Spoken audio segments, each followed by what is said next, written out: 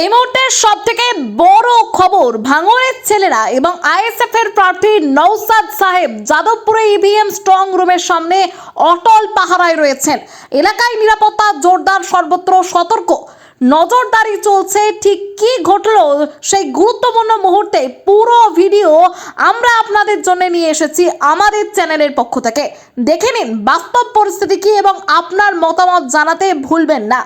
ভাঙড়ের ইভিএম সংক্রান্ত প্রতিটি আপডেট সবার আগে পেতে আমাদের চ্যানেল ফলো করুন এবং আমাদের ভিডিও বেশি বেশি করে শেয়ার করুন। सही नहीं है ये टाइमिंग का ये राइट नहीं है ये अभी 8